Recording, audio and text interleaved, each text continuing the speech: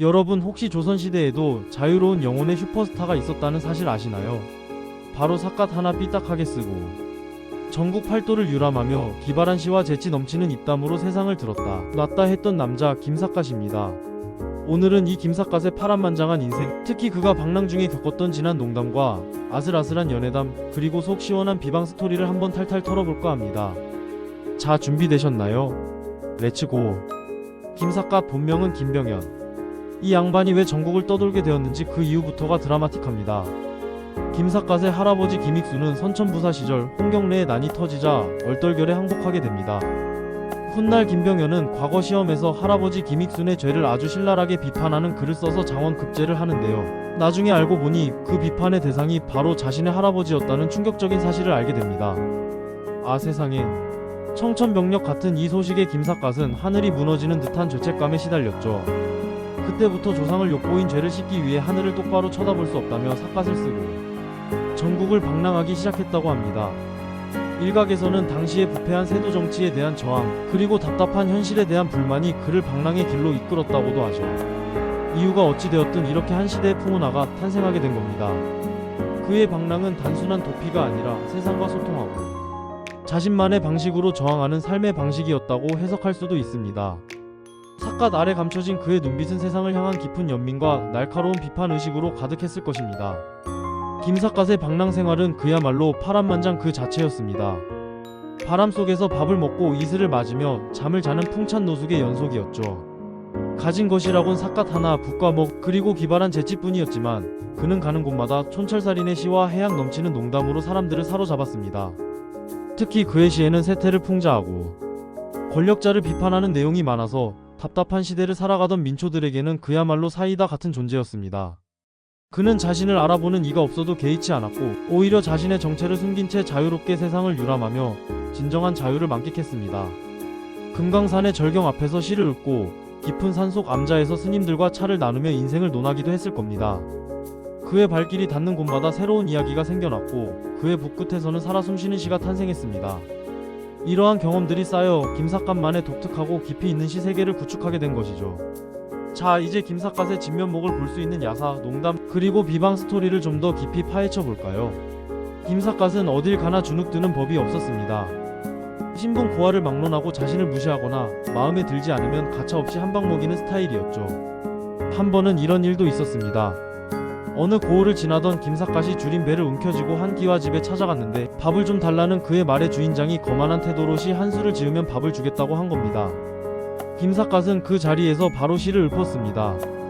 이 집에 개가 짖으니 사람이 찾아왔음을 알겠고 밥 달라는 내 말에 주인장 코만 킁킁거려 인심이 없음을 알겠네. 주인이 얼굴이 시뻘개져서 밥을 가져다 주었다는 이야기는 유명하죠.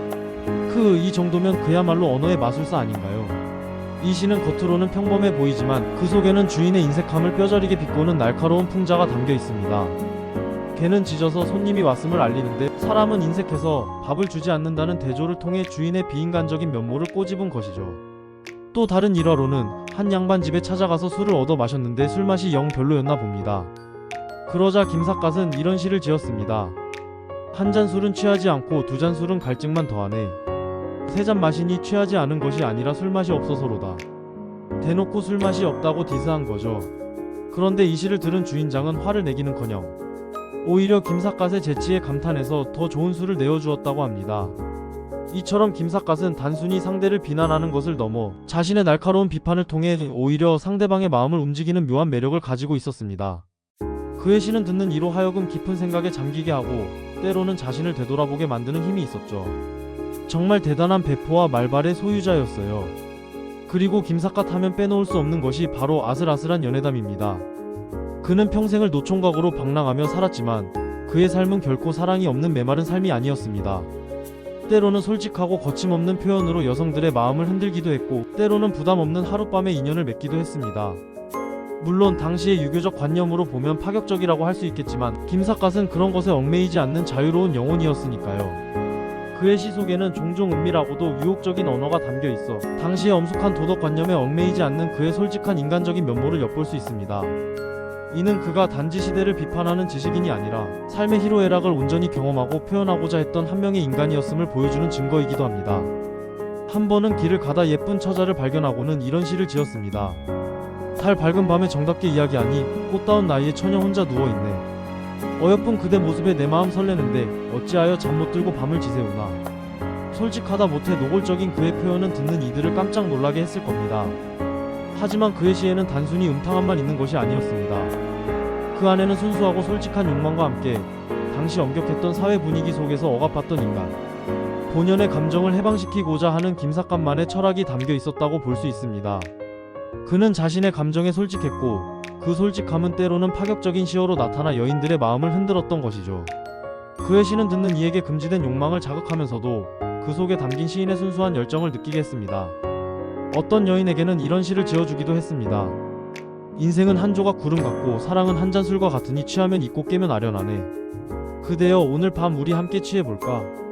이런 시를 들은 여인들이 그의 매력에 빠져들지 않고 배기겠어요. 김삿갓은 시를 통해 상대방의 마음을 열고 때로는 아슬아슬한 관계를 맺기도 하면서 방랑 생활의 고독함을 달래고 삶의 활력을 얻었던 것이 아닐까 싶습니다. 그의 연애담은 단순히 육체적인 관계를 넘어 시와 예술을 통해 교감하고 서로의 영혼을 위로하는 깊이 있는 만남이었을 수도 있습니다.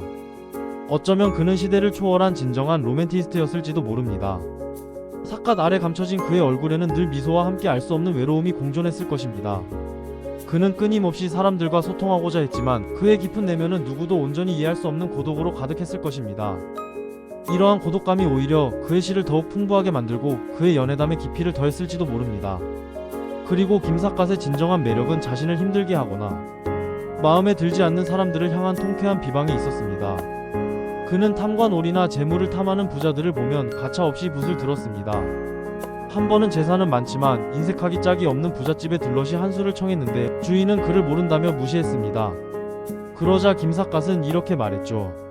이 집에 있는 1000가지 만가지 재물은 모두 썩어 문드러질 것이요 이 집 주인은 죽어 지옥에 떨어질 것이다.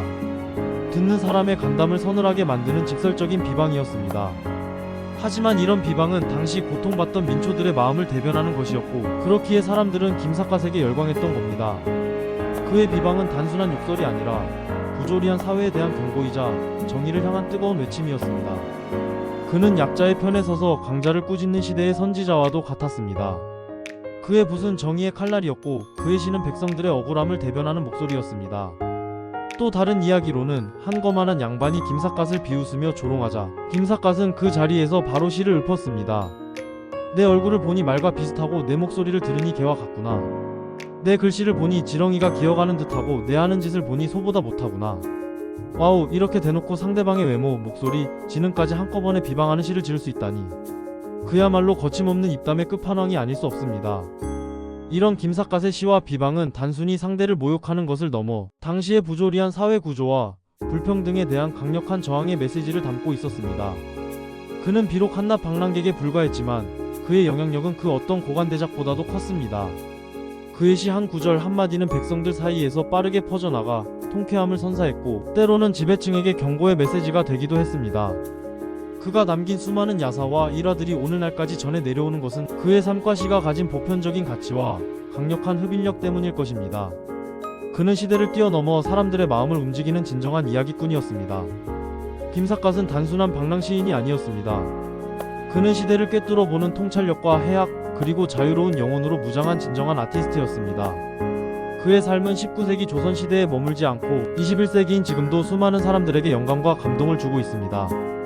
홍서범 씨의 랩 노래, 신중현 씨의 록 앨범, 이문열 작가님의 소설 등 다양한 형태로 재창조되며 여전히 우리 곁에 살아 숨쉬고 있죠. 이는 김삿갓의 이야기가 시대와 문화를 초월하는 보편적인 매력을 가지고 있기 때문입니다. 그의 자유분방한 정신, 불의에 저항하는 용기, 그리고 인간 본연의 감정에 솔직했던 모습은 오늘날을 살아가는 우리에게도 깊은 울림을 줍니다. 우리는 그의 삶을 통해 진정한 자유란 무엇인지, 그리고 어떻게 세상과 소통하고 저항해야 하는지에 대한 메시지를 얻을 수 있습니다. 그는 방랑하는 삶 속에서도 결코 웃음과 재치를 잃지 않았고 때로는 노총각의 솔직한 감정을 드러내기도 했으며 불의와 마주했을 때는 거침없는 비방으로 맞섰습니다. 김삿갓은 우리 옆에 없지만 김삿갓의 정신과 그의 이야기는 영원히 살아있는 겁니다.